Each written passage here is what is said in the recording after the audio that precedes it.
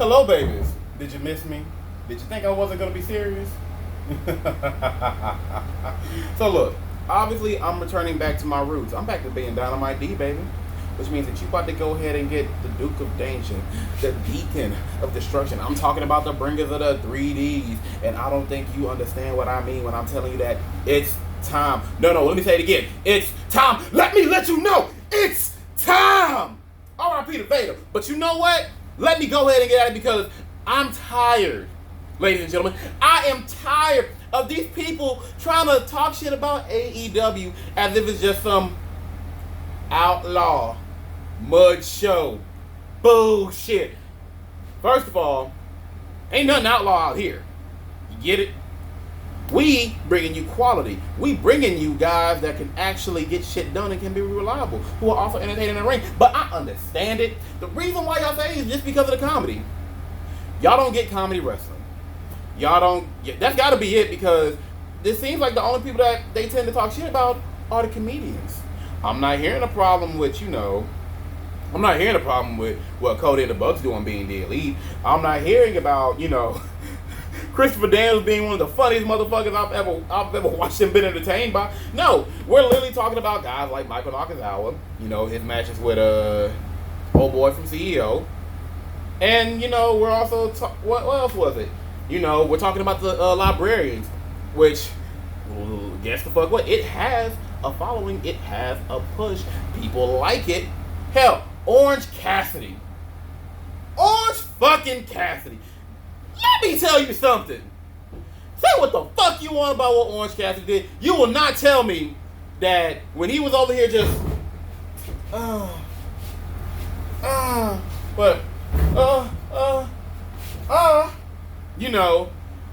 hitting them with those not giving a fuck kicks and the not giving a fuck super kick. Even after he got laid out by Dreamer, popped back up with his glasses still on. That wasn't both the funniest and the coolest shit ever.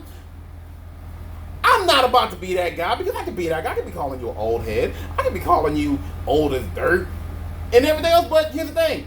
I value your opinion. I value guys like Jim Cornette. I like Jim Cornette. I watch The Experience on a regular basis and I enjoy it. The problem is that you don't understand because you don't want to understand. Like, I get it. We're all remembering the heydays when you had your Dory Funks, when you had Terry, when you had Dusty, when you had Bruiser Brody, when you had fucking superstar Billy Graham, when you had Ric Flair shining on everybody, dripping sauce from Atlanta, Georgia, all the way to Japan. I'm talking about stepping into New York City, baby, and letting the crowd know when the woo comes in, all the girls gonna feel it. The panties soaking. I'm talking about mamas opening up their brassieres because they can't help it when the man walks into your town. He comes in, dapper down. I'm talking about a rollie on the wrist and two women on his side. While he goes there, flies in that jet plane, while he's riding that limousine, while he's giving them girls kisses. When he's taking them up Space Mountain, is there. We get it. The shit was great.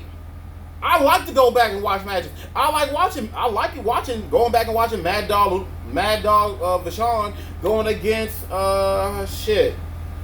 Hacksaw Jim Duggan in the Houston Coliseum. That's right. You wouldn't think that I know about it, but I know a little bit because I actually enjoy classic wrestling like that. I enjoy pure wrestling built and presented as a sport. That's why when I talk about my favorite sport is professional wrestling, not wrestling entertainment. I don't need entertainment in my wrestling. Do you need extra entertainment in your basketball? No, you don't, but you appreciate it when it comes. When you get it with your UFC, you can literally not watch much of a build to a UFC match. Just know that when it's badass number one going against badass number two, if one of those motherfuckers happen to be able to talk their asses off, you're gonna both like and hate that motherfucker. But the person beside you're not gonna care about. But that's not gonna stop you from watching and enjoying the match. No, but when you build it, when you build it, you know what you get? You get Conor versus Khabib. The biggest drawing bout of all time. Why? Because it's entertaining. Do you need it? No, the fuck you don't. Because even if Conor McGregor didn't talk that shit, and I honestly feel that no, I'm lying. You would have got that match without that build, but at the same time, you didn't need it because you saw what the fuck both these men do in the ring or in the octagon, and you're fine with it. Hell, give me a Tyson. Go back to a Tyson match that didn't need much of a build. Tyson couldn't promote for that. But guess what? When you heard Tyson versus Holyfield, oh goddamn, we about to get in there. We about to watch it go. Baby, get that extra money. You know what the fuck it is. That's what it is with a sport. So with that said, we're long past it being a just sport. Now you kind of need entertainment because for people like me who used to watch the product and got disillusioned with all the extra entertainment bullshit that doesn't be brought to you, and also the predictability of it, that made it when you came back to watch it when you're older, you're appreciating everything that goes into a match, what goes into building the story and the narrative, and makes you want to watch it because of that. You don't want the match, you want the build, you want the story. So with that said, AEW does a great job of that because what all these people that have complained about the comedy shit, the Michael Nakazawas, the librarians, what they seem to complain about is the story that have gone for them. Not everybody's gonna have some badass sap story, something like that. Sometimes you just need something humorous and something to be entertained by. I'm waiting to see what can happen with Orange Cassidy because I feel like Orange Cassidy can benefit from being in AEW, and him being a lower card guy for entertainment purposes is fine. I feel he can get going in the ring, but I also feel that for stuff like that, they need to outsource their talent. But that's a whole nother video because right now I'm trying to convince you why you need to give it a bit more of a chance. So, the biggest thing about AEW that I appreciate is variety. John, Dave, Dynamite, what do you mean variety? Let me tell you, little Billy. When I talk about variety, I'm talking about variety in individuals and characters. I'm talking about you can have a badass Nyla Rose and you can still have I can't remember her name. I'm sorry. The Joshi's kind of lose me, but you can have a badass Nyla Rose and you can still have a magical girl wrestler, and people get behind them easily. You can have a Dr. Britt Baker, a professional wrestling dentist, and a Brie Priestley, a straight up beast of a wrestler. Hell, you can have an Ace Romero come in every once in a while for a spell, basically be a freak show draw, and have a Darby Allin, a know-nothing toothpick of a man that out of nowhere became one of the biggest babyfaces in your company. Tell me, well, you can do that in the ring, but that also levels your intrigue because guess what? Without knowing who the fuck Darby Allin was, I didn't get a backstory to him, so I didn't have no idea about the man. But when he actually told his story and his build to his match with Cody, I was literally like, okay, let's see what this man can do. And then in the ring, he is so unusual and unique in his ability to sell his moveset that I'm like, I fucking like this. This is different. Give me more. Yo. Tell me this. When you saw the OWE guys at Double or Nothing go up against, SCU, guys are more than familiar with SCU, but the OWE guys, they came with a little flair that we're not used to. Guess what? That's something that levels your intrigue. That got you interested. You wanted to see what the fuck was up, didn't you? Right? Hell.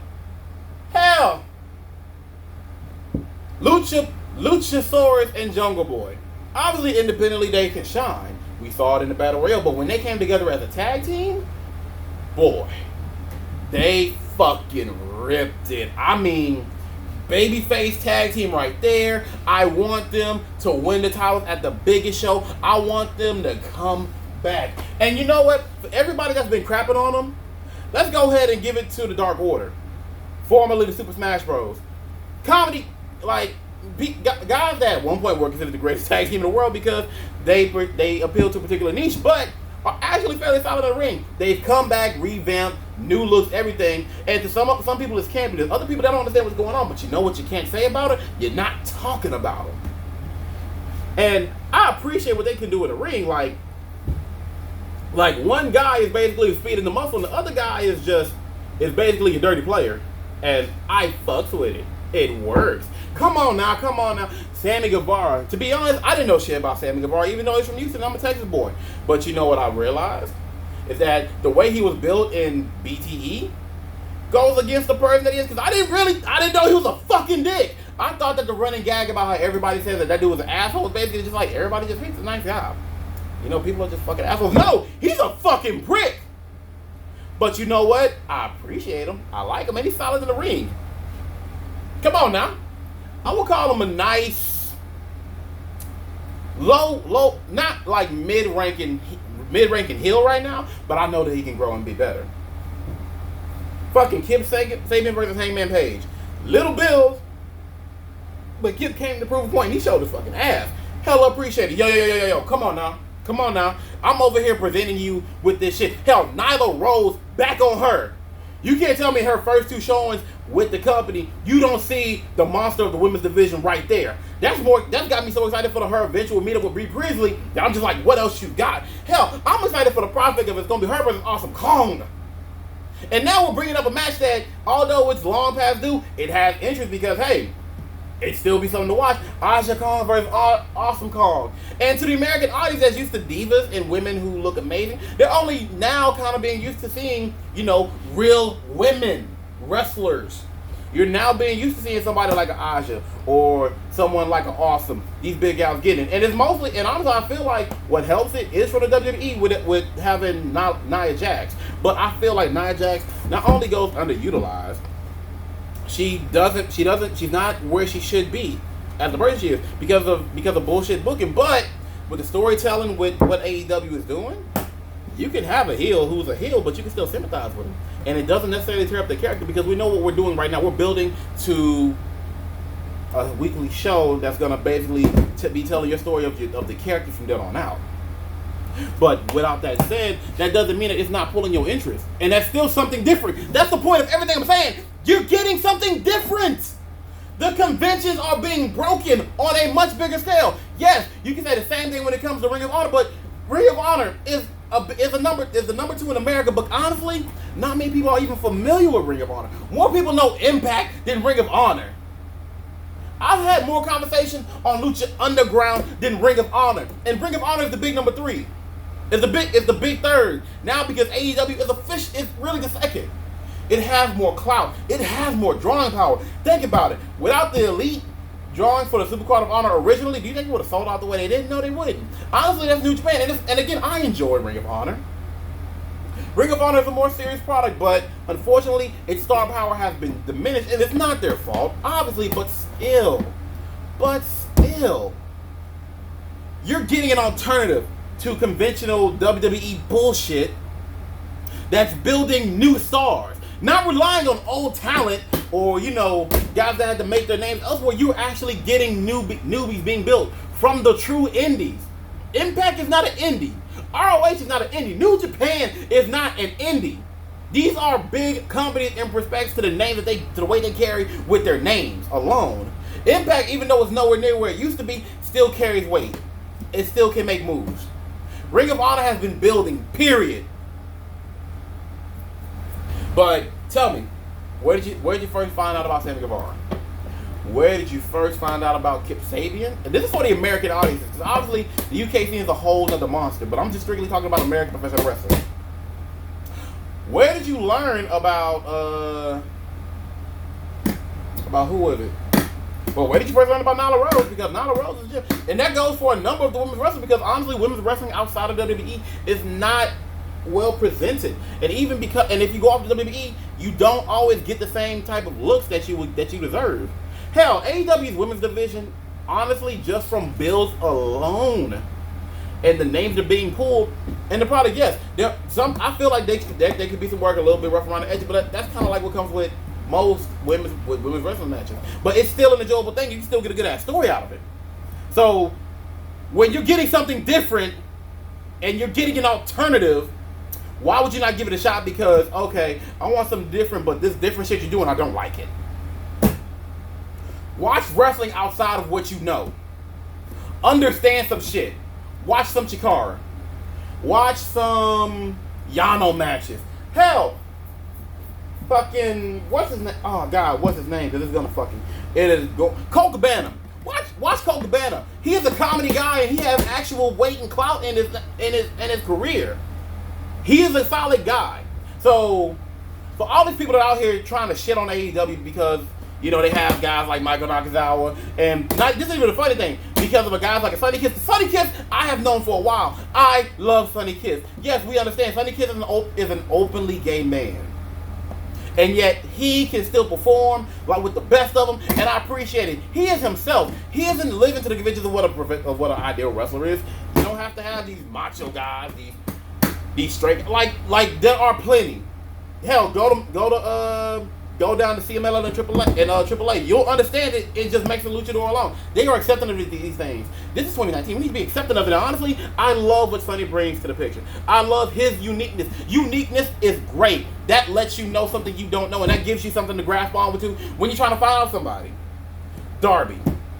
How many people were not all behind Darby after that fucking match with him and Cody?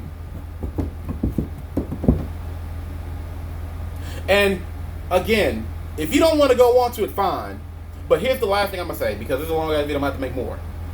If you really want to have another reason to watch AEW and what it can do, let's just go off of the stars that they have, the established guys. They are being who they are. You don't believe me? Look at Mr. Spears. We all remember him as Ty Dillinger, but Mr. Spears then basically became his own man. He's a fucking badass. As Ty Dillinger, we didn't get him as a badass. He was a fucking babyface. Now, as what is it? I can't remember his whatever. I just know his last name is Spears. As Spears, he's a fucking badass that we didn't think about it. He's a much bigger guy. He's more serious. He's not just, in for the laughs. He's a fucking bona fide heel, and I love it. Where the fuck was this in the WWE? Because it would have been fucking great. The opportunity to be yourself is worth its weight in gold just to watch AEW. And that's why you need to give it a shot. You don't like the comedy shit? Fine, don't shit on it. Because there are plenty of us that like it.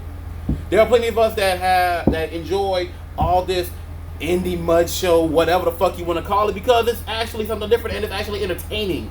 If it was trash, then yes, it'd be trash and I wouldn't even be caring to talk about it. But it's something to talk about and it's slightly entertaining.